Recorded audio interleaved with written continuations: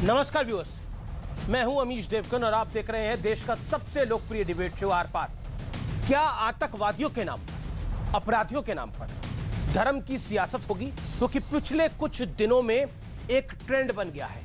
जब कोई संदिग्ध आतंकी अरेस्ट होता है तो कहा जाता है कि एक खास धर्म के लोगों पर जुल्म हो रहे हैं, ज्यादती की जा रही है।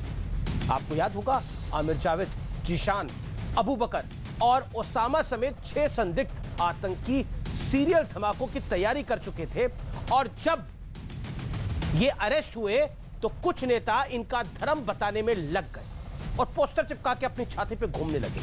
और अब अवैध धर्म परिवर्तन के आरोपी मौलाना कलीम सिद्दीकी को गिरफ्तार किया गया है, हिरासत में लिया गया है। तो एक बार फिर इसे धर्म का कवर फायर दिया जा रहा है। केजरीवाल की पार्टी के विधायक अमनतुल्लाह खान इसमें सबसे आगे हैं, सबसे तेज भी हैं कि उत्तर प्रदेश में चुनाव से पहले मुसलमानों पर अत्याचार बढ़ता जा रहा है। एक तरफ तो ये लोग विकास की बात करते हैं और दूसरी तरफ मुस्लिम तुष्टीकरण की बात करते हैं। उनको लगता है इससे वोट बरसेगा उनके ऊपर, और बरसता भी है। अखिलेश यादव की पार्टी के सांसद शफीकुर रहमान बर्क कह रहे हैं कि मुसलमानों को घेरने के अलावा बीजेपी के पास कोई दूसरा काम नहीं है। सोचिए, कांग्रेस के राशिद अलवी कह रहे हैं कि उत्तर प्रदेश की पुलिस ईमानदारी से काम नहीं कर रही है। यह सर्टिफिकेट देंगे उत्तर प्रदेश की पुलिस का। फोर्सेस को राशिद अलवी, कांग्रेस के वरिष्ठ नेता का सर्टिफिकेट चाहिए कि वो ईमानदारी से काम कर रही है या नहीं कर रही, क्योंकि आरोपी मुसलमान है इसलिए तकलीफ ज्यादा हो रही है। उसके ऊपर सरकार का दबाव है। आखिर यह किस तरह की घिनौनी सोच है? चुनाव आ रहा है तो क्या आतंकियों और अपराधियों को खुली छूट दे दी जाए धमाके करने की, गली मोहल्लों में बम फोड़ने की? आज इसी पर होगी देश की सबसे बड़ी बहस। चुनाव आया, अपराधियों का धर्म लाया। आज का आर पार इसी पर होगा और यकीन मानिए आज के इस कार्यक्रम के अंदर मैं आपसे आपकी राय को जानना चाहता हूं। ट्विटर पर, फेसबुक पर, इंस्टाग्राम पर और कू ऐप पर अपनी राय जरूर मेरे साथ साझा करिए। मैं इंतजार कर रहा हूं। आज का आर पार ऐतिहासिक होगा।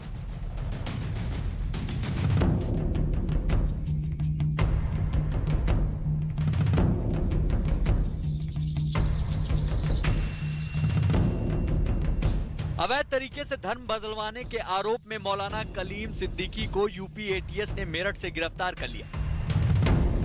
यूपी के मुजफ्फरनगर का रहने वाला मौलाना Kalim Siddiqui global peace centre का अध्यक्ष है, जिसका एक ऑफिस दिल्ली के शाहीन बाग में है और दूसरा मेरठ में। यूपी एटीएस का आरोप है कि मौलाना कलीम सिद्दीकी सांप्रदायिक सौहार्द की आड़ में धर्म बदलवाने का काम करता है और देश भर में इसके कई सेंटर हैं। यूपी पुलिस का आरोप यह भी है कि कलीम के ट्रस्ट को हवाला के जरिए विदेश से पैसा मिलता है।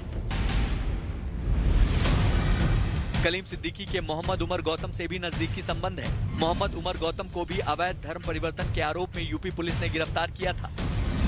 मौलाना कलीम सिद्दीकी देश भर में सांप्रदायिक सौहार्द के कार्यक्रम की आड़ में भिन्न भिन्न प्रकार से लालच देकर अवैध धर्मांतरण का सिंडिकेट संचालित कर रहा है, जिसके लिए मौलाना कलीम को विदेशों से भारी धनराशि हवाला तथा अन्य अवैध माध्यमों से भेजी जाती है। मौलाना इन मदरसों की आड़ में पैगाम इंसानियत के संदेश देने के बहाने लोगों को जन्नत और जहन्नुम जैसी बातों का लालच और भय दिखाकर इस्लाम स्वीकार करने के लिए प्रेरित करता है। लेकिन कलीम सिद्दीकी की गिरफ्तारी के बाद धर्म के नाम पर कैसी सियासत हो रही है, आप खुद देख लीजिए। आम आदमी पार्टी के विधायक अमानतुल्लाह खान ने ट्वीट किया, उत्तर प्रदेश में चुनाव से पहले अब मशहूर इस्लामिक स्कॉलर मौलाना कलीम सिद्दीकी साहब को गिरफ्तार किया गया है। मुसलमानों पर अत्याचार बढ़ता जा रहा है। इन मुद्दों पर सेकुलर पार्टियों की खामोशी बीजेपी को और मजबूती दे रही है। यूपी चुनाव जीतने के लिए बीजेपी आखिर और कितना गिरेगी? दिल्ली में चुनाव हो तो दिल्ली के अंदर हिंदू मुस्लिम के बीच में दंगा भड़काने की कोशिशें भाजपा द्वारा तेज करी जाती हैं। और जाहिर सी बात है, अब उत्तर प्रदेश के अंदर चुनाव है तो उत्तर प्रदेश के अंदर और कोई एजेंडा तो है नहीं वहाँ के मुख्यमंत्री के पास। तो जाहिर सी बात है कि वहाँ पर जो है हिंदू मुस्लिमों को लड़ाकर एक माहौल बनाने की कोशिश की जाएगी। उत्तर प्रदेश की मौजूदा सरकार और प्रशासन पुलिस पे दबाव बनाए रहता है पुलिस को ईमानदारी के साथ, सच्चाई के साथ काम नहीं करने देता। गलत किया जा रहा है। ये तो बीजेपी गवर्नमेंट सिवाय यानी मुसलमानों को घेरने के, मुसलमानों को नुकसान पहुंचाने के, दूसरा कोई काम नहीं है उन्हें। इससे पहले भी देश में त्योहारों के दौरान सीरियल ब्लास्ट की साजिश रच रही। आमिर जावेद, जीशान, अबू बकर और ओसामा समेत 6 संदिग्ध आतंकियों की गिरफ्तारी पर धार्मिक कवर फायर देने की कोशिश हुई थी। और इसी बीच ओवैसी की पार्टी का नया कारनामा देख लीजिए। उत्तर प्रदेश के संभल में ओवैसी की जनसभा से पहले पोस्टर लगाए गए, जिनमें संभल को गाजियों की धरती यानी इस्लाम के योद्धाओं की धरती बता दिया गया। इसे लेकर भी विवाद छिड़ गया है। सवाल है, अपराधियों और आतंकियों को कब तक धर्म की ढाल में छिपाने की कोशिश होगी? आज इसी पर होगी देश की सबसे बड़ी बहस। और अब वक्त है आर पार के सुप्रसिद्ध विश्लेषण का। मैं एक एक करके आपको अपराधियों को कवर फायर का विश्लेषण बताता हूं। अपराधियों में वोट बैंक की गिनती करना बेहद खतरनाक और घिनौनी सोच है, जो सोच कई नेताओं की दिखाई दे रही है। आम आदमी पार्टी के अमनतुल्ला खान, समाजवादी पार्टी के वरिष्ठ नेता शफीकुर और सांसद शफीकुर रहमान बर्क, ये सब लोग अपराधियों में धर्म ढूंढ रहे हैं। मिस्टर ओवैसी बर्ताव में आगे, सरकार की बजाय अपराधियों पर भरोसा दिखाना बेहद गलत है। ये तो सरकार पे भरोसा ना भी करें, ये तो फोर्सेस पे भरोसा नहीं कर रहे। मौलाना करीम सिद्दीकी सबूतों के आधार पर अरेस्ट हुआ है। इन जनाब को सबूतों के आधार पर गिरफ्तारी इनकी की गई है, इसलिए यह महत्वपूर्ण है। पुलिस सही है या आरोपी, इसका फैसला कोर्ट करती है, अदालतें करती हैं, लेकिन ये तमाम लोग खुद ही फैसला कर देते हैं आरोपी का धर्म देख के। ये कहते हैं आतंकवाद का धर्म नहीं देखना चाहिए, नहीं देखा जी, लेकिन ये आरोपी का धर्म ढूंढ लेते हैं। चुनाव है तो अपराधियों और आतंकियों को खुली छूट दे दी जाए इस देश के अंदर। क्या ऐसी एक ऑर्डिनेंस कोई सरकार ले आएगी? यह बड़ी बात है। मेरे साथ बात करने के लिए आज कौन कौन जुड़ रहा है? मेरे साथ शलमणि त्रिपाठी हैं, प्रवक्ता हैं भारतीय जनता पार्टी के और उत्तर प्रदेश सीएम के सूचना सलाहकार भी हैं। मेरे साथ आज की इस चर्चा में जुड़ रहे हैं शहजाद पूनावाला, राजनीतिक विश्लेषक है। शोहेब जमई साहब मेरे साथ इस चर्चा में जुड़ रहे हैं। शादाब चौहान है, नेता पीस पार्टी के, शांति वाली पार्टी के, और मेरे साथ अनुराग भदौरिया, प्रवक्ता समाजवादी पार्टी के। अनुराग भदौरिया, आज की चर्चा में आपसे शुरू करता हूं। अनुराग भदौरिया, आरोपियों का क्या धर्म देखना चाहिए, मैं आपसे जानना चाहता हूं। 30 सेकंड के अंदर आप मेरे 3 सवालों का जवाब दीजिए। आरोपियों को क्या धर्म देखना चाहिए? अनुराग जी। देखिए, उत्तर प्रदेश में उत्तर प्रदेश में भारतीय जनता पार्टी की सरकार है और सरकार की जिम्मेदारी होती है कानून व्यवस्था बनाए रखना। इसके मतलब यहाँ धर्मांतर पर भी कानून है और चोरी, डकैती, हत्या, लूट, मार, बलात्कार, अपहरण जो उत्तर प्रदेश में 23 से बड़े हैं उस पर भी कानून है। इसका मतलब उत्तर प्रदेश की सरकार फेल हो चुकी है कानून व्यवस्था बनाए रखने के लिए। कानून व्यवस्था तो आप नहीं बना पा रहे हो, मार्केटिंग इवेंट जरूर आप कर रहे हो। अरे भैया, आपकी जिम्मेदारी से क्यों भाग रहे हो?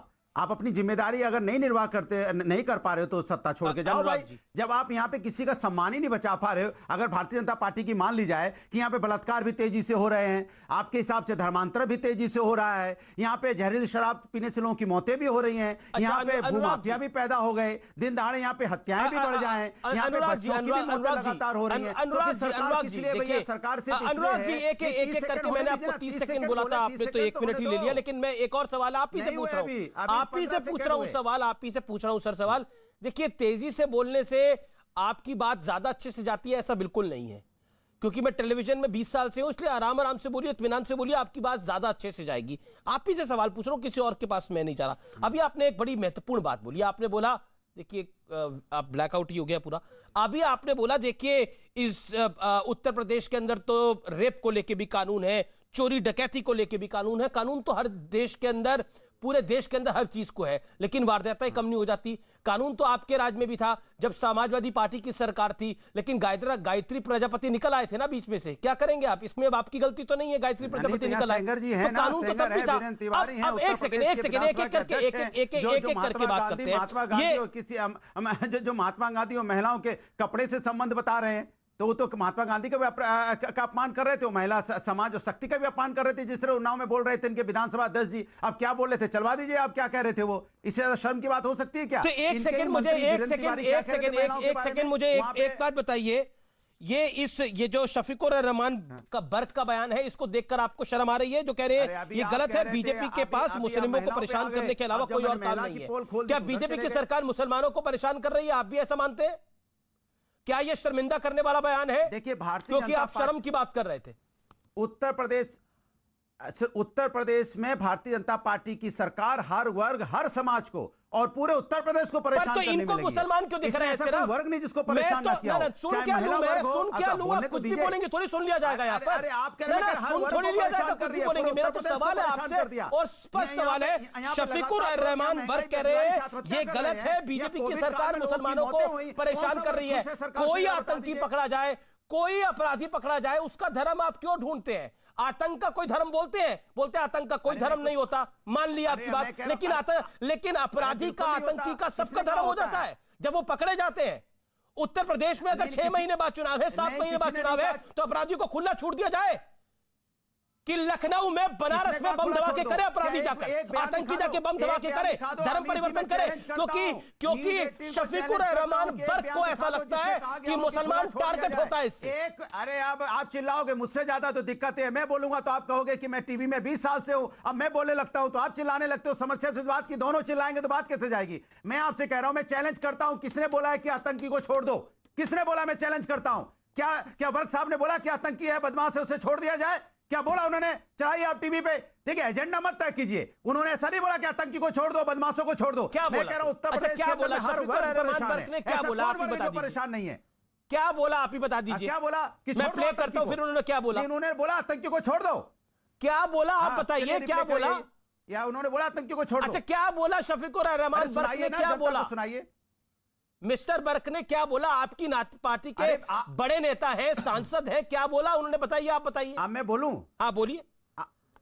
अब मैं बता रहा हूं ना, आपने कहा कि चुनाव पास आ जाए तो क्या आतंकी को छोड़ दिया जाए? ये लोग आतंकी को छोड़ने की बात कर रहे हैं। शफीकुर रहमान बर्क ने क्या बोला? आप बताइए। फांसी लगाओ, किसने कहा आतंकी को छोड़ दो? आप नहीं, उन्होंने नहीं बोला शफीकुर रहमान बर्क ने क्या बोला? आप बताइए। मुख्यमंत्री अपना काम नहीं गिना पा रहे हैं, 4.5 साल की सरकार का काम नहीं गिना पा रहे हैं। 4.5 साल की सरकार ने कुछ नहीं करा। मैं पूछ रहा हूं शफीकुर रहमान बर्क ने क्या बोला? कमाल की बात है। या तो पीसीआर इनको आवाज जा रही है ना, साउंड रिकॉर्डिस्ट आवाज जा रही है ना अनुराग भदौरिया को। शफीकुर रहमान बर्क ने क्या बोला? आपने बोला, मैं बताता हूं आपको क्या बोला। प्लीज बताइए क्या बोला। मैं आपको 20 सेकंड दे रहा हूं, बताता हूं। उन्होंने, आराम से बताइए, कोई गलती नहीं है। शफीकुर रहमान बर्क ने क्या बोला? रिपीट करिए उसको। उन्होंने बोला कि जब से भारतीय जनता पार्टी की सरकार आई है, ये हमारे समाज के लोगों को टारगेट कर रही है। यही तो बोला उन्होंने। इसी तरह से ब्राह्मण समाज भी बोल रहा है कि हमारे समाज को टारगेट कर रही है। समाज नहीं बोला, भी बोल रहा है कि हमारी बेरोजगारी इन्होंने बढ़ा दी। महिला भी कह रही है कि हमारे ऊपर अत्याचार बढ़ा है, हमारा समाज के ऊपर भी अत्याचार बढ़ा है। यहाँ महंगाई डाइन खाए जाते, चिल्ला चिल्ला के कह रही है कि इन्होंने जब से बीजेपी की सरकार आई महंगाई बढ़ गई है, जब से यहाँ पे सरकार आई उत्तर प्रदेश में विकास रुक गया है। तो पूरा समाज चिल्ला चिल्ला कह रहा है कि जब से भारतीय जनता पार्टी की सरकार आई है पूरा उत्तर प्रदेश परेशान है। अच्छा, समाज कौन सा? शफीकुर रहमान बर्क ने क्या बोला? अगर मैं बाइट पे आपको अभी सुनाऊंगा तो थोड़ी देर पहले सुनाई, उसका मैं वर्बेटिम आपको बता देता हूं। अब आप काफी देर बोल लिए, अब आप लगभग 7 मिनट बोल लिए सर, बोल लिए। अब मैं बाकी मेहमानों के पास चला जाता हूं। शफीकुर रहमान बर्क ने क्या बोला? शफीकुर रहमान बर्क ने क्या बोला सुनिए जरा। यह गलत है। बीजेपी सरकार के पास मुस्लिमों को परेशान करने के अलावा कोई काम नहीं है, यह बोला उन्होंने। हमारे समाज के लोगों को परेशानी, मुसलमानों को परेशान किया जा रहा है, यह एग्जैक्टली उन्होंने बोला। इससे ज्यादा क्या बोलेंगे? इससे ज्यादा क्या बोलेंगे? इससे पहले एसटी हसन जब आतंकी पकड़े गए थे तो क्या बोल रहे थे? क्या बोला? ओके, शलभमणि त्रिपाठी, आपकी सरकार मुसलमानों को परेशान कर रही है, यह शफीकुर रहमान बर्क कह रहे हैं। राशिद अल्वी के कह रहे हैं, वो कहते हैं पुलिस पर सरकार का दबाव है, पुलिस ईमानदारी से काम नहीं कर रही है, राजनीतिक फायदे के लिए यह सब कुछ किया जा रहा है। जवाब शलभमणि त्रिपाठी।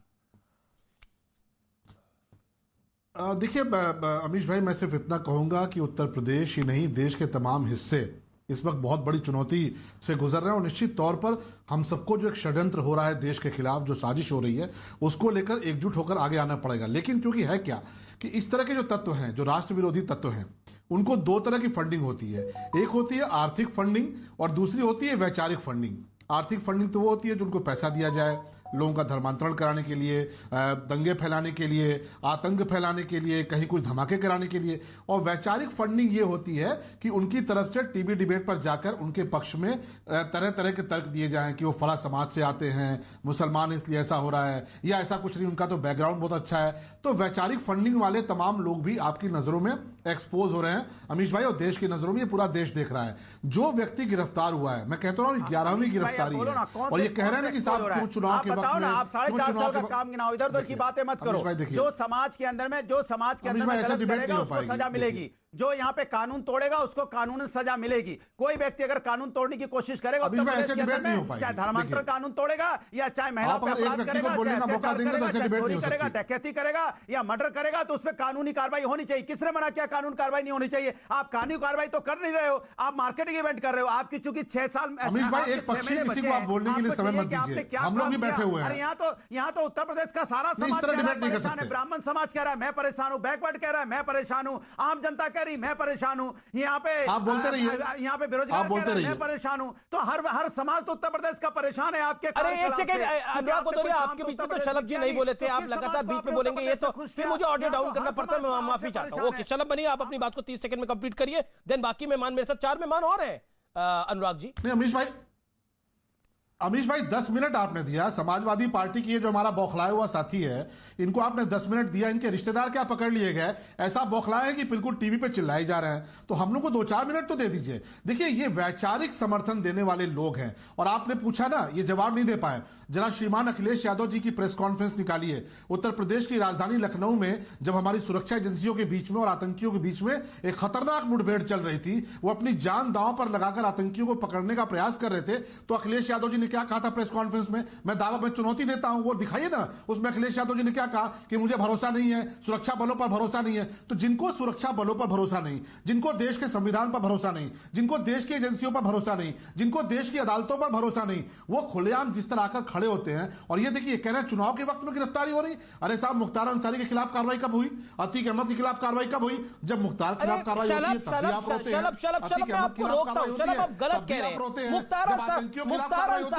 मुख्तार अंसारी इस देश की किसी पॉलिटिकल पार्टी के लिए, माफ करिए इस बात को मैं बोल रहा हूं, मैंने कई लोगों से सवाल पूछा। मैं पूर्वांचल में था, बनारस में था कुछ दिन पहले, वहां पे मंच से मैंने सवाल पूछा। अनुराग जी भी मेरे साथ कार्यक्रम में थे, मेरे साथ कार्यक्रम में कांग्रेस पार्टी की भी प्रवक्ता थी।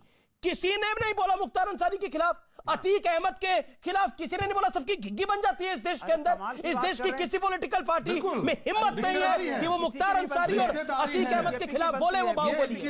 मुख्तार अंसारी और अतीक अहमद में भी ये धर्म ढूंढते हैं जो बाहुबली है, जो गुंडे। सपा बसपा की सरकारें गिरी रहती थी, बसपा और सपा की सरकारें मुख्तार और अतीक के चरणों में गिरी रहती थी। बहुजन समाज पार्टी की सरकार रही हो चाहे समाजवादी पार्टी की सरकार, ये मुख्तार और अतीक के चरणों में बैठ के अनुराग कुछ कहना चाह रहे हैं? उत्तर प्रदेश की जनता क्यों आप लोग अपराधी आतंकी में धर्म ढूंढते हैं? अनुराग बताइए। ये चिल्लाते रहे, ये रोते रहे, लेकिन कार्रवाई होगी।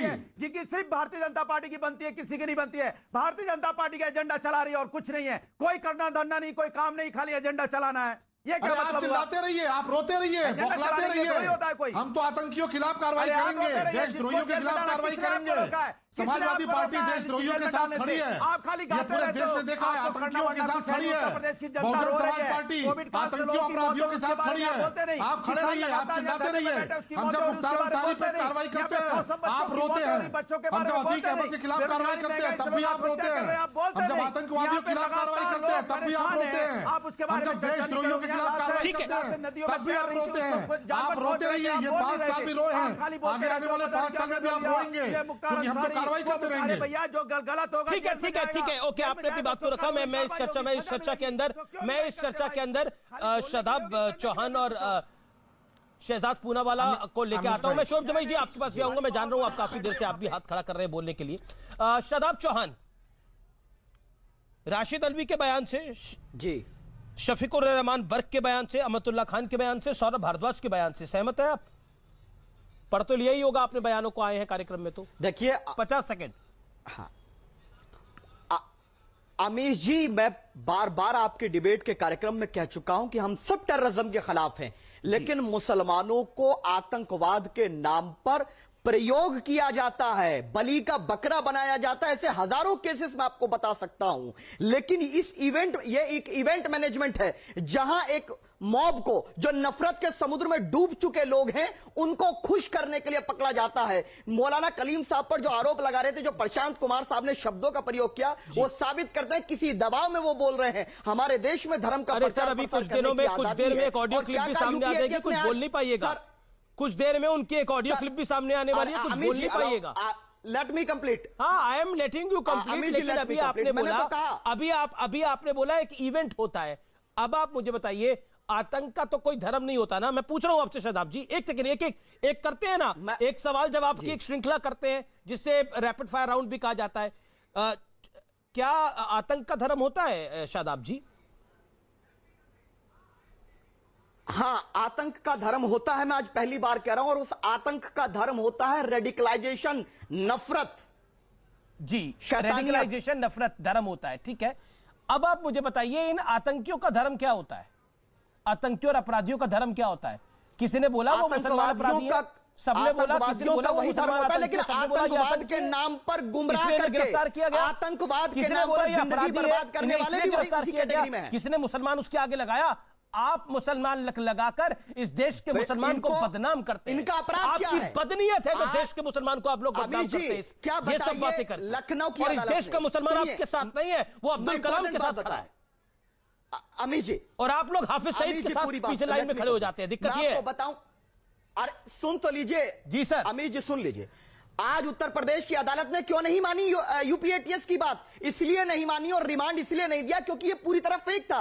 मौलाना कलीम सिद्दीकी साहब पश्चिम उत्तर प्रदेश से आते हैं और 2022 का चुनाव आने वाला है। राजनीतिक लाभ के लिए हो सकता है इस तरह की कृत्य और ज्यादा किए जाएंगे। ठीक है, ठीक है, 15 साल बाद बरी किया जाता है। मैं तो, अदालत ने बिल्कुल सही मानी है। अरे सुन लीजिए, अदालत ने बिल्कुल सही माना है। ने कितने लोगों को बरी किया आज तक बताइए?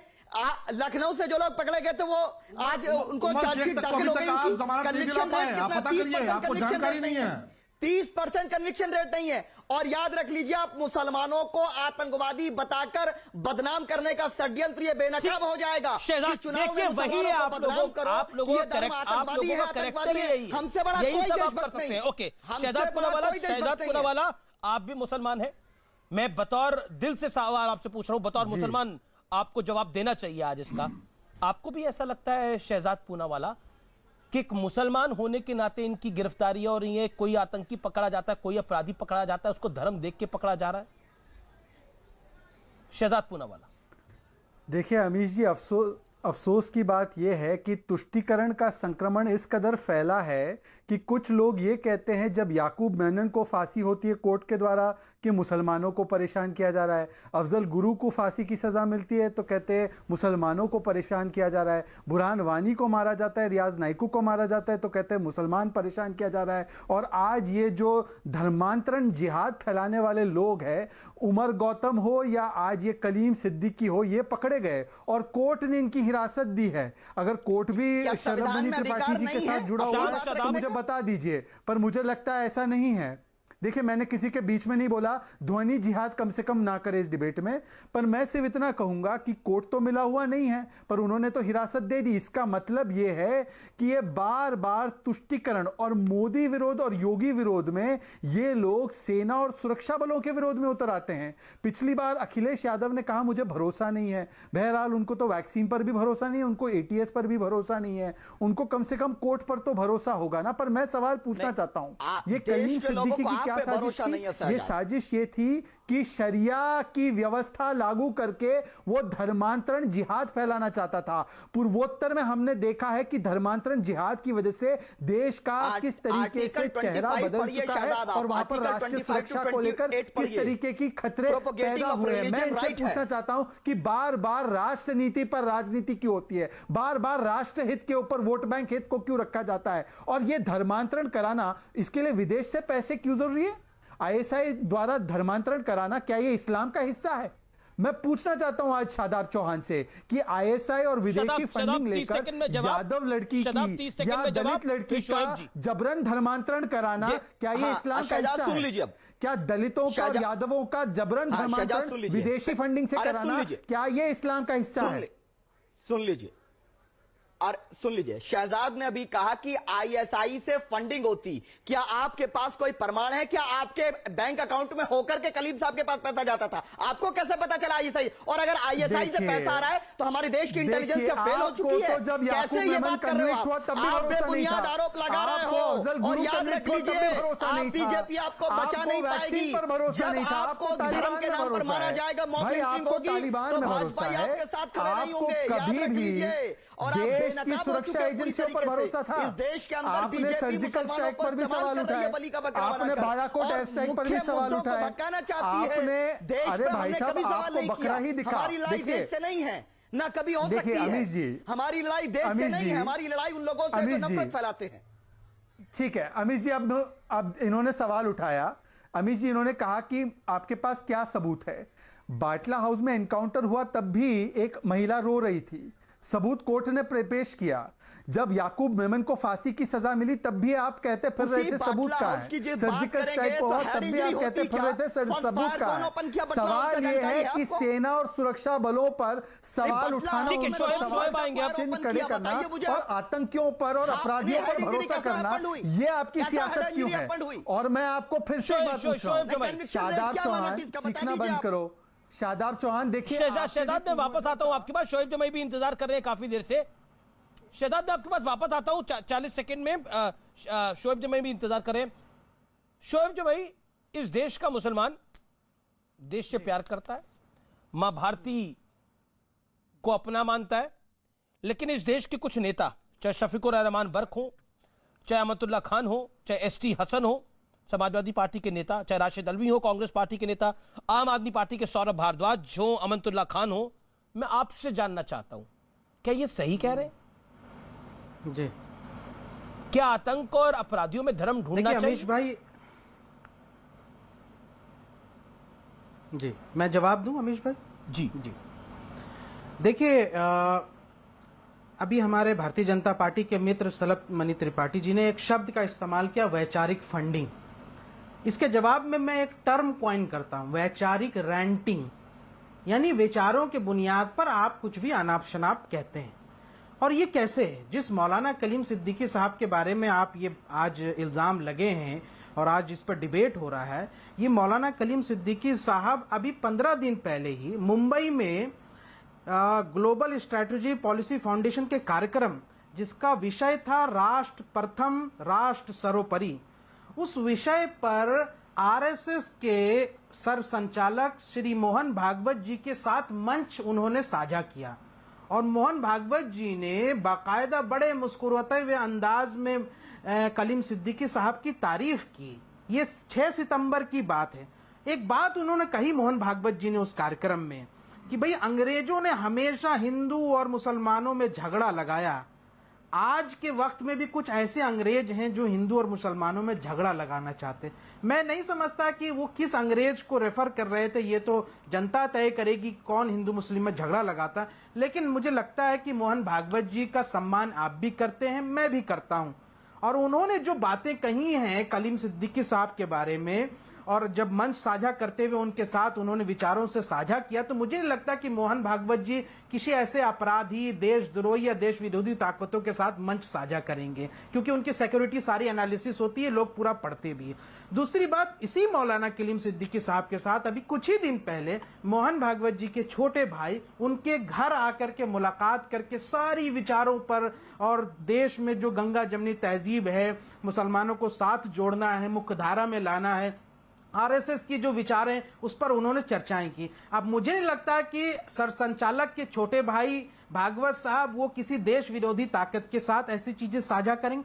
तो मैं एक शब्द में अपनी बात खत्म करता हूं कि दरअसल क्या है, इस देश में लोगों को एक ये हो गया कि भाई यहां से अगर कोई नाम है तो उसको आप बली का बकरा बना दो। देखिए, अनटिल प्रूवन गिल्टी किसी को भी आप very right, until proven guilty. अगर ऐसा है तो आपका भी रिश्ता शाहीन बाग से है, इन जनाब का भी रिश्ता शाहीन बाग से, क्या मैं सही कह रहा हूं? बिल्कुल। देखिए, मौलाना कलीम सिद्दीकी साहब तो ओखला में रहते हैं, बहुत सारे लोग ओखला में रहते हैं साहब। तो वो भी आपके मीडिया के आपके न्यूज 18 में काम करने वाले बहुत सारे लोग ओखला में बिल्कुल रहते होंगे। मैं तो ओखला में आपसे रहने पूछ रहा हूं वाले कि देश विरोधी आपका भी रिश्ता शाहीन बाग से है, इनका रिश्ता भी शाहीन बाग से है, देश विरोधी हैं, इनका भी रिश्ता भी शाहीन बाग से है। तो ये बात तो मैं तो बोल ही नहीं रहा वो देश विरोधी है शाहीन बाग या नहीं है। मैंने तो इसके बारे में कोई चर्चा नहीं करी है, सब आप बोल रहे हैं। Guilty conscious always suspicious. मैं ये कह रहा हूं तो क्या गिल्टी कॉन्शियस क्यों हो जाते हैं आप लोग? मैं तो सवाल पूछ रहा हूं। अभी आपने पूरा ज्ञानवर्धन किया, देखिए मोहन भागवत जी के वो साथ थे, मोहन भागवत जी से वो मिले। अब आप मुझे अब आप शलभ मणि इस बात का जवाब देंगे। शलभ मणि त्रिपाठी, क्या आपको लगता है, क्योंकि कह रहा हूं कि क्या क्योंकि विचारों के आधार पर चाहे शादाब चौहान हो, चाहे शोएब जमई हो, चाहे अनुराग भदौरिया हो, इनका घोषित अघोषित समर्थन है। मैंने कहा ना कि वैचारिक फंडिंग का इससे बड़ा प्रमाण कुछ नहीं हो सकता अमीश भाई। और मैं तो कह रहा हूं कि वो किसके साथ बैठते थे, किसके साथ मंच शेयर किया। एक फिल्म आई थी मोहरा, आपने देखा होगा, उसमें भी एक शख्स था, उसकी भी दुनिया के सामने क्या तस्वीर थी। मैं तो कह रहा हूं ना कि ये मौलाना कलीम के जो ऑडियो हैं, जो एटीएस ने और तमाम एजेंसियों ने जो जिनको रिकॉर्ड किया है, वो केवल इनको आप सुना दीजिए तो मुझे लगता है कि कोई भी नैतिकता का और मर्यादा के दायरे में रहने वाला व्यक्ति शर्म से गड़ जाएगा। इस तरह के सबूत हैं और ये कह रहे हैं कि जब तक अपराधी ना हो, जब तक साबित ना हो जाए, तब तक उसको आप अपराधी ना मानिए। सही है, ठीक है, हम भी नहीं बोलते हैं, लेकिन अगर जब तक वो बेगुनाह साबित ना हो जाए, वो ऑडियो क्लिप में कंफर्म कर रहा हूं, मैं आप व्यूअर्स आपको बता रहा हूं, वो ऑडियो क्लिप जिसका जिक्र हो रहा है वो एक्सप्लोसिव है। अगर वो वाकई, अगर वो ऑडियो क्लिप को हम कंफर्म कर रहे हैं, अगर वो ऑडियो क्लिप आ जाती है सामने, वाकई एक्सप्लोसिव है। पक्ष में कैसे खड़े हो रहा है? इसका मतलब शोएब जमई जवाब इस बात का। वैचारिक समर्थन क्यों, वैचारिक समर्थन क्यों शोएब जमई? मैं जवाब दे रहा हूं अमीश भाई। देखिए, पहली बात तो यह है कि जो लोग आतंकवादियों को, यानी जिनके ऊपर कोर्ट केस चल रहा हो आतंक का, साध्वी प्रज्ञा, और अभी कोर्ट ने उसको बरी नहीं किया, उनको समर्थन देते हुए उनको बीजेपी का सांसद बनाते हैं। और मोहन भागवत जी ने, सरसंचालक जी ने आताताई शब्द हमारे लिए नहीं इस्तेमाल किया, आताताई उनके लिए इस्तेमाल किया जो मॉब लिंचर्स हैं ये धर्म के नारे लगाते हुए। तो साहब आप देख लीजिए, आताताई का मतलब होता है आतंकवादी। तो आतंकवादी आप अभी राजस्थान में आपने उनको सांसद भी बना दिया। और साहब आप मुझसे निष्ठा अभी राजस्थान में भाई साहब, ये आतंकवादी कौन है? की है आतताइयों ने, मोहन भागवत अभी आताताइयों ने की है, कश्मीर में भी आताताइयों ने की है, कश्मीरी पंडितों की भी मॉब लिंचिंग की आताताइयों ने। पूरी दुनिया जान रही है कौन आतताई है, पूरी दुनिया जान रही है। तालिबान से लेकर हिंदुस्तान तक और पाकिस्तान तक, काबुल से लेकर पाकिस्तान और लाहौर तक कौन आतताई है, पूरी दुनिया देख रही है। पूरी दुनिया किसका मुकाबला कर रही है, पूरी दुनिया किसको ठीक करना चाह रही है, वैचारिक और ठीक होकर रहेगा, चिंता मत कीजिए। ये हिंदुस्तान है, ये उत्तर प्रदेश है, योगी आदित्यनाथ जी का प्रदेश है। यहाँ पर आपकी कोई भी ऐसी कोशिश कामयाब नहीं हो पाएगी, चाहे आप कितना भी बड़ी शक्ल लेकर क्यों न घूमते रहे, आप कितना भी सोफिस्टिकेटेड चेहरा लेकर घूमते रहेंगे, हम बेनकाब करेंगे जैसे बेनकाब किया है। आप जाकर कोर्ट में लड़ते रहिए, कोर्ट से आपको कोई भी, आपको कोर्ट से कहीं भी सहूलियत नहीं मिल रही, किसी भी कोर्ट से आपको जमानत नहीं मिल रही है, इसलिए कितने पुख्ता प्रमाण हैं। लेकिन आप वैचारिक फंडिंग करते हैं, आप आतंकियों के पक्ष में वैचारिक फंडिंग कर रहे हैं, ये पूरा देश देख रहा है। ठीक है, जी मैं शहजाद को लेकर आता। एक शहजाद कुछ कहना चाह रहे हैं, शोएब जमई की बात का जवाब देना चाह रहे हैं शहजाद पूनावाला, और फिर अनुराग भदौरिया भी कुछ कहना चाह रहे हैं। Okay Shahzad, respond to Shoaib Jamai. Amish ji यहाँ पर मोहन भागवत जी को कोट किया जा रहा है, तो फिर सारी बातें मानो ना। मोहन भागवत जी ने ये भी तो कहा था कि हम सभी हिंदू हैं, उसको भी मान लो। और मंच साझा करने से अगर व्यक्ति गुनहगार हो जाता है तो भाई साहब, मनमोहन सिंह ने तो मंच किसके साथ साझा किया था हमको भी पता है, यासिर गिलानी के साथ। पर एनीवेज वो सवाल नहीं है, सवाल ये है कि क्या पैसों का लालच देकर जबरन धर्मांतरण कराकर शोषित समाज जो एक सेकेंड देखिए, मैं किसी के बीच में नहीं बोला अमीश जी, मुझे 20 सेकंड का संरक्षण चाहिए। अगर ये लोग धर्मांतरण जहाज नहीं करवा रहे तो इनको बीच में क्यों बोलना है, इनको बीच में क्यों बोलना है? साध्वी प्रज्ञा बिना कोर्ट के फैसले के गिल्टी हो जाती है, पर आपका मौलाना जो है ये इनोसेंट है, ये इनोसेंट अंटिल प्रूवन गिल्टी, बाकी सब गिल्टी टिल प्रूवन इनोसेंट। चलिए अब रुक जाइए अमीश जी, इस तरीके से मैं ध्वनि जिहाद का सामना नहीं कर पाऊंगा। अमीश जी, ध्वनि जिहाद का सामना नहीं कर पाते हैं हमारे दर्शक। मैं आपसे ध्वनि जिहाद रोकने के लिए मांग करता हूं, ये ध्वनि जिहाद फैलाने वाले जो लोग हैं, ये प्लीज ये ध्वनि अरे जिहाद सुनिए फैलाए ना, आदा ये भाई, ध्वनि जिहाद मत भाई, फैलाओ। भाई, मेरा भाई, सवाल गोडसे है के टेस्ट जी, ट्यूब बेबी अभी सुन मुझे लो। सवाल का जवाब दे गोडसे अमीश जी। के टेस्ट क्या ट्यूब भाषा है बेबी। ये? अमीश जी, ये ध्वनि जिहाद फैलाने आप वाले व्यक्ति को वैचारिक क्या आदत है। देखिए क्या भाषा का शब्द भाई आप इस्तेमाल कर रहे हैं, टेस्ट ट्यूब बेबी। 15 सेकंड आधा मिनट इनको चुप कराने में जाता है। एक सेकंड शोएब भाई, शोएब भाई 30 सेकंड, शोएब भाई मैं आपको मौका दूंगा, मेरा वादा है, लेकिन 30 सेकंड वो बोलने फिर आप बोलेंगे। ये क्यों इतना ये क्यों देश में शरिया लागू करने के लिए जनसंख्या अनुपात को बदलने के लिए इतने उत्साहित क्यों हैं ये लोग? मैं सवाल पूछता हूं अनुराग भदौरिया से। आपका कुर्ता हरा होगा, पर अनुराग जी आपको उस यादव परिवार का दर्द महसूस नहीं होता जिसको उमर गौतम ने शिकार बनाया? आपको उस दलित लड़की का दर्द नहीं होता जिसको जबरन धर्मांतरण कराया गया, जिसको लालच देकर या दूसरे तरीके से? और ये तो केरल में बोला जा रहा है, केरल में चर्च लव जिहाद और नारकोटिक्स जिहाद बोल रहा है। क्या उनको भी आरएसएस ने एक कर लिया? क्या उनको भी शलभ मणि त्रिपाठी ने बोल दिया है कि हमारे साथ हमारी भाषा बोलो? तो क्यों आप सच का सामना नहीं करते? तुष्टीकरण का वायरस, ये अनुराग भदौरिया को जब तक तुष्टीकरण के वायरस के खिलाफ वैक्सीनेशन नहीं दी जाएगी तब तक ये हरा हरा जो है ये दिखता रहेगा। मुद्दे से ठीक है, ओके अनुराग ठीक। हाँ, तो मैं तो यही कहूंगा कि कम से कम हरियाली का मतलब समझिए। हरा भरा पेड़ पौधे होते हो, तिरंगे में भी हरा रंग होता है। कम से कम हरे रंग का तिरंगे का अपमान मत करो। आप कुछ बोलते बोलते जाति धर्म की राजनीति करते करते तिरंगे का अपमान करने लगता है, वो अच्छी बात नहीं है। अगर हरे रंग से इतनी नफरत है तो हरा रंग तिरंगे से हटा दो। हैसियत में हो तो नहीं, हैसियत में हो, क्योंकि आपका चश्मा तो गलत है। भगवा चश्मा आतंक बदलोगे गलत तो था। हरे रंग का मतलब बोलो समझ भगवा जाएगा आतंक गलत हरियाली था। का क्या होता है। तो बोलो घर में भगवा पेड़ पौधे आतंक काहे गलत था। लगाए घूमते हो? अपने भगवा पीछे पौधे आतंक क्यों गलत लगाए? था, ये हटा दो बोलो, हरे पौधे। चुनौती है इसलिए तुम्हें। क्यों लगाते हो हरे भरे? इसलिए अकल ठिकाने रखो, मुझे बोलने दो। तुम और जहां तक हरा आपने बोला हरा कि बनाने के चक्कर में राष्ट्रनीति, बाकी तो दो रंग को भूल गए क्या? राष्ट्रहित की बात तो भारतीय नहीं, जनता भारत पार्टी के कर ही तिरंगे रही है। में बाकी अनुराग दो बोल रंग ले, को भूल अनुराग गए। बोल ले। साथ खड़ा हूं कि भारतीय जनता पार्टी को राष्ट्रहित की बात करनी चाहिए और राजनीति की बात अनुराग करनी जी, तो चाहिए। राष्ट्रहित जबकि है क्या? भारतीय जनता पार्टी ने राष्ट्रहित की बात राष्ट्रहित करती है क्या? राजनीति की राष्ट्रहित बात अनुराग करती है। अनुराग जी एक सेकंड, अनुराग मेरा सवाल तो सुन लीजिए। अनुराग आप कोई विदेशी फंड आ रहा है तो सरकार की जिम्मेदारी अनुराग बनती जी। है उसको पकड़ना और जेल भेजना। तो अनुराग इंतजार करती है कि फंड आएगा उसके बाद हम उसको पकड़ेंगे। फंड आया उसको पकड़ना चाहिए, एक बात। दूसरी बात, अगर यहाँ अगर मोहन भागवत के साथ कोई मंच साझा कर रहा है, आप यहाँ पे फोटो के आधार पे तो लोग को इंक्वायरी कर लेते हो। उत्तर प्रदेश के अंदर में अगर फोटो किसी के साथ पाई गई है, यहाँ पे जब अनुराग आपने बोला राष्ट्रहित की बात होनी चाहिए। अनुराग एक सेकंड, मुझे ऑडियो डाउन करना पड़ेगा। सवाल तो सुनिए आपने बोला अनुराग सवाल सुनिए, आपको ऑडियो डाउन है। अनुराग सवाल सुनिए, आपको ऑडियो डाउन है। लगातार बोलने से कुछ नहीं होने वाला है। अनुराग राष्ट्रहित क्या है? राष्ट्रहित क्या है? आतंकियों को पकड़ा जाए, अपराधियों को पकड़ा जाए, ये राष्ट्रहित नहीं है? आपको दिखाई दे रहा? अब मैं बोलूं, 30 सेकंड। वो होता है जब आप राष्ट्र के लिए काम करते हो। तो ये राष्ट्र के लिए काम नहीं, आतंकी पकड़े जाएंगे। लखनऊ में धमाके करेंगे, बनारस में धमाके करेंगे, अयोध्या में जाके धमाका करेंगे, ये आतंकी पकड़े जाएंगे, ये राष्ट्र नहीं है। कैसे बोलेंगे? तो आप ही बोल लो। नहीं, सवाल है मेरा, आपके लिए राष्ट्र ये नहीं होता है। राष्ट्र ये क्यों नहीं होता है? आतंकियों को पकड़े जाना राष्ट्र नहीं है। आप याद करिए 2014 से पहले किस तरह से गली गली में बम धमाके होते थे, शहर माफ करिए शहर बम धमाके होते थे। आज बस हो गया, क्या हो गया? ईश्वर न करे ऐसा हो, ईश्वर न करे बम धमाके हो, ईश्वर न करे आतंकियों की वजह से लोगों की जाने जाए। भूल जाते हैं आप लोग 26/11 हुआ था इस देश के अंदर, मुंबई के अंदर। हो गया। नहीं, बिल्कुल नहीं होना चाहिए थी, बिल्कुल नहीं होना चाहिए। अनुराग इसे मजाक में मत लीजिए, इसे मजाक में मत लीजिए। खराब कर रहे हो भाई। आतंकी जब हमला करते हैं ना, वो हिंदू देखते हैं ना, मुसलमान देखते हैं ना, सिख देखते हैं ना, ईसाई देखते हैं। तो लग रहा है कि मैं न पार्टी देखते हैं। बोलिए, अब बोलूं या राष्ट्रहित क्या है? क्या आतंकियों को पकड़ना राष्ट्रहित नहीं है?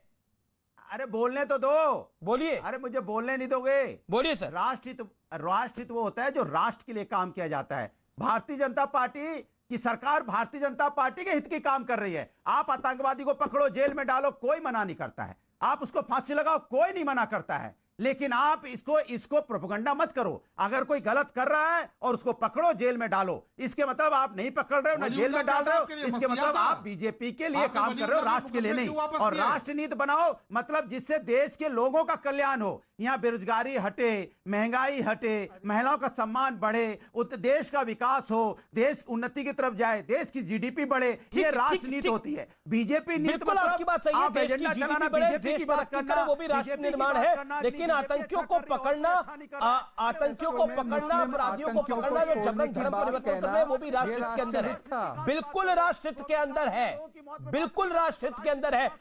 क्योंकि आप समाजवादी पार्टी में से हैं, आप कहते हैं कि आप भगवान कृष्ण को, वासुदेव कृष्ण को बड़ा बिलीव करते हैं। यदुवंशी जो है वो तो भगवान कृष्ण के ही वंशज है, तो भगवान कृष्ण भी कहते हैं कि अपने धर्म की रक्षा जरूर करनी चाहिए, अपने धर्म की रक्षा जरूर करनी चाहिए, वासुदेव कृष्ण कहते हैं। धर्म की तो रक्षा सभी कर रहे हैं, बिल्कुल बिल्कुल, अपने धर्म की, अपने देश की रक्षा, अपने राष्ट्र की रक्षा जरूर करनी चाहिए, बहुत जरूरी है, बहुत जरूरी है। जिसने नहीं करी वो मिट गया है, जिसने नहीं करी वो मिट गया है। रक्षा मत करो भैया, यहाँ धर्म की रक्षा। ओके ठीक है, मैं जवाब ओके। शलभ मणि कुछ कहना चाह रहे हैं, शहजाद भी कुछ कहना चाह रहे हैं। आतंकवादी का मुकदमा वापस क्यों लिया, उसको जेल से छोड़ने का प्रयास क्यों किया? कौन छोड़ने गया था? तमाम खूंखार आतंकवादियों के मुकदमे समाजवादी पार्टी की सरकार में वापस लिए गए, छोड़ने गए थे। आतंकवादियों के मुकदमे वापस लेते थे, तब तो आतंकवादी ये राष्ट्रभक्तों को प्रताड़ित करते थे, राष्ट्रभक्तों को मरवाते थे, कारसेवकों को कराते थे, आतंकवादियों के मुकदमे वापस लेते थे, खूंखार आतंकी वलीउल्लाह का मुकदमा वापस लिया, उसको संत बताया, वलीउल्लाह को मसीहा बताया, खूंखार आतंकियों को शहजाद की बात में जा रहा हूं। एक सेकंड देखिए अनुराग भदौरिया, आपका ब्लैकआउट भी हो गया, आवाज भी नहीं आ रही। एक सेकंड शलभ, मैं आपको आगे मौका दूंगा। शोएब जमई जी, क्योंकि आपने बोला कि देखिए ये जो सिद्दीकी साहब हैं ये तो बहुत अच्छे आदमी हैं, लेकिन अगर पुलिस ने भी गिरफ्तारी करी है तो पुलिस ने भी गिरफ्तारी जिम्मेदारी के साथ ही करी है, कोर्ट में उन्हें पेश भी किया गया है। क्या आपको लगता नहीं है कि अगर कोई संदिग्ध है और अगर कोई सबूतों के बिना पे पकड़ा गया है तो आपको फोर्सेस को ज्यादा बिलीव करना चाहिए, अपराधी को कम? जवाब दीजिए इस बात का। ऐसा क्यों होता है जब भी कोई पकड़ा जाता है, आतंकी पकड़ा जाता है, अपराधी पकड़ा जाता है, तो उसका धर्म देखा जाता है, क्यों? इससे पहले उमर गौतम के केस में भी ऐसा ही हुआ। फेवर की बात है कि देखिए पूरे मामले का लुब्बे-लुबाब ये है कि अमीश भाई, जितना मुझे आप पे भरोसा है उतना उत्तर प्रदेश की पुलिस पे भी भरोसा है।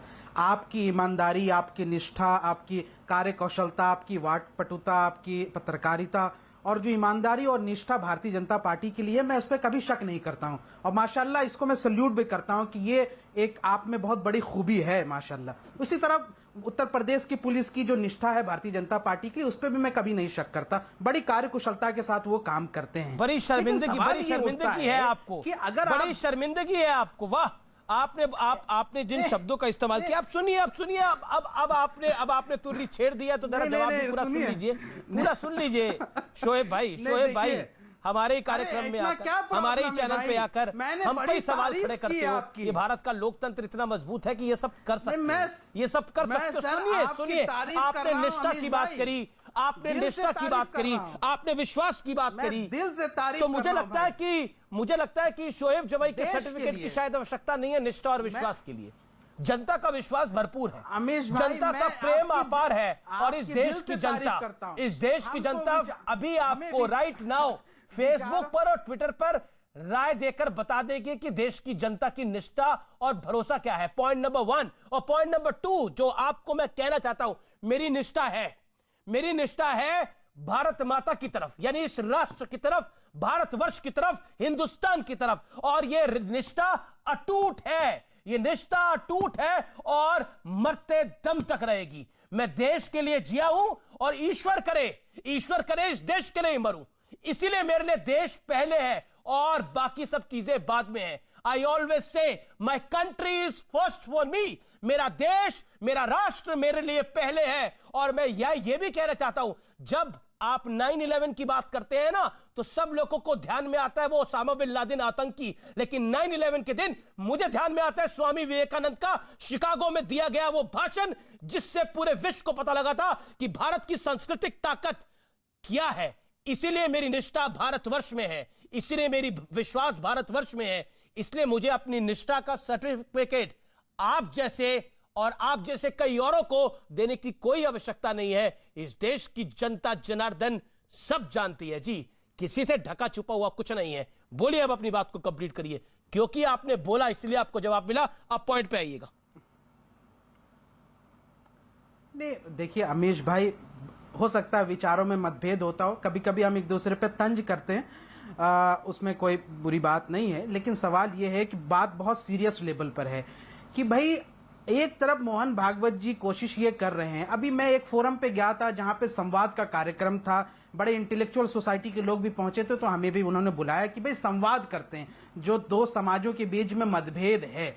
तो एक तरफ तो आरएसएस की कोशिश और भागवत जी की कोशिश ये है कि भाई आप संवाद के जरिए से जो खाई है उसको दूरी की जाए और एक भारत एक राष्ट्र की बात की जाए। करके और किस शायद खाई को मौलाना काट लेंगे?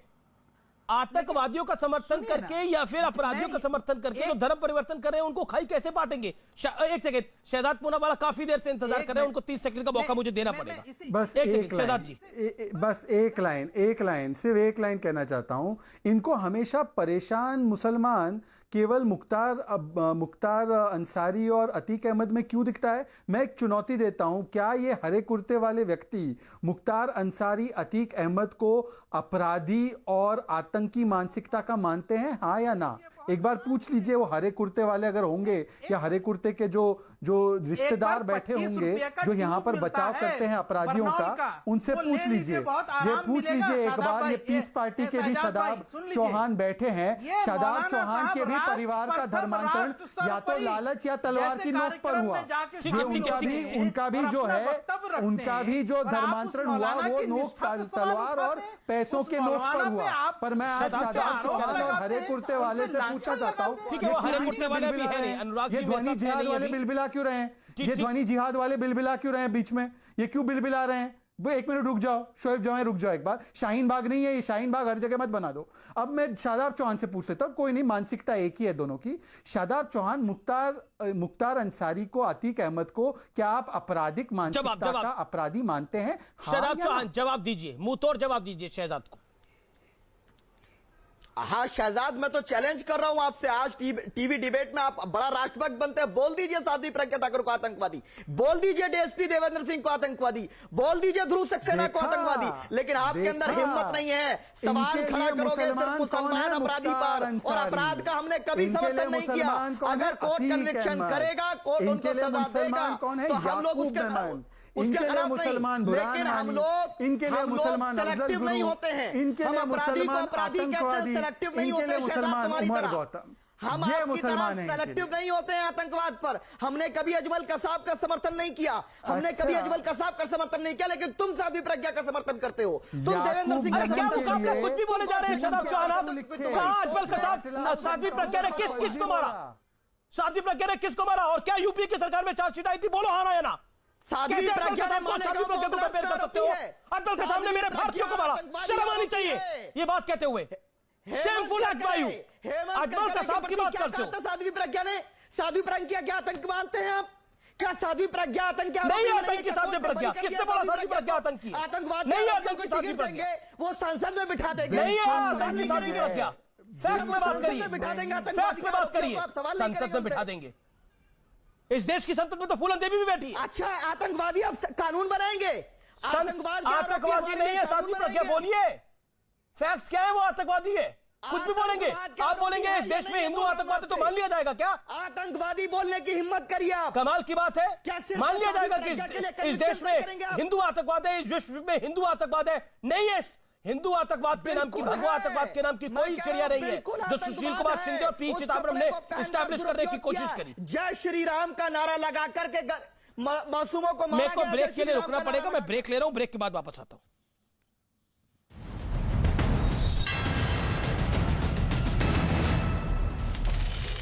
शोएब जमाई का। शोएब जमाई, ब्रेक से पहले आप हाथ खड़ा कर रहे थे, कुछ बोलना चाह रहे होंगे, लेकिन जब कोई भी संदिग्ध आतंकी गिरफ्तार होता है, चाहे आमिर जावेद हो, जशन कमर हो, जिशान कमर हो, मूलचंद हो, अबू बकर हो, ओसामा हो, उसका धर्म क्यों देखने लगते हैं हम? क्या आपको फोर्सेस पे भरोसा नहीं है या आपको इस देश पे भरोसा नहीं है? देखिए अमीश भाई, आतंकवाद पे मेरी जीरो टॉलरेंस पॉलिसी है और पूरे देश की होनी चाहिए। जब राष्ट्र सर्वोपरि, राष्ट्र सर्वप्रथम जैसे कार्यक्रम में हम जाते हैं और उसमें शामिल होते हैं तो जाहिर सी बात है मेरा ये विचार है। लेकिन सवाल ये उठता है कि आमिर, मेरा सवाल ये है कि आप इस तरह बहुत सारे ओसामा का, अबू बकर का धर्म क्यों देखते हैं? या मौलाना कलीम सिद्दीकी का धर्म क्यों देख रहे हैं? जो उन्होंने किया वो देखिए ना। जी, मैं इसकी बुनियाद मैं बता रहा हूं, बिल्कुल बता रहा हूं, एकदम तफसील से बताऊं जी, बिल्कुल संक्षिप्त में बता रहा हूं। इसकी बुनियादी वजह है कि पिछले 2-3 सालों में जी, पिछले 2-3 सालों में हमने इतने मामले देखे हैं जिसमें 15-16 सालों के बाद कोर्ट ने उसको बरी करते हुए कहा है कि आप निर्दोष हैं। अब ये जो लोग 2005 ऐसे कौन-कौन से मामले हैं मुझे बताइए ना, ऐसे कौन-कौन से मामले हैं? ऐसे कौन-कौन से मामले जिनमें कोर्ट ने बोला वो निर्दोष है? किसी आतंकी को कोर्ट ने बोला वो निर्दोष है, जो आतंकी गिरफ्तार हुआ उसको बोला वो निर्दोष है। पॉइंट ये है, और ऐसा कोई मामला आपके पास होगा नहीं। ओके, मेरे पास समय कम है। Okay, Shahzad 10 second, Shahzad 10 second, पढ़ के देता हूं। शहजाद 10 सेकंड, शहजाद 10 सेकंड, मैं आपको मौका दूंगा आगे। इनकी बातों में देखिए, एक सेकंड अमीश जी, विरोधाभास देखिए इनकी बातों में। एक तो कहते हैं कोर्ट बरी कर देता है, तो फिर कोर्ट बरी कर देगा तो आप क्लीन चिट कोर्ट से पहले क्यों देना चाहते हैं? सवाल यह है सोच का। सोच इनकी यह है कि हर व्यक्ति जो इनकी पूजा पद्धति से इत्तेफाक नहीं रखता वो काफिर है। अगर ऐसा नहीं है शुक्रिया, शुक्रिया आप तमाम लोगों का शुक्रिया। फिलहाल आर पार में इतना ही, लेकिन निष्कर्ष में मैं जरूर कहना चाहूंगा राष्ट्रहित बहुत महत्वपूर्ण होता है, और कुछ लोग इस आतंकवाद को या फिर कहें तो इन आतंकवादी गतिविधियों को कवर फायर देने का जब प्रयास करते हैं तो वो राष्ट्रहित के साथ समझौता करते हैं।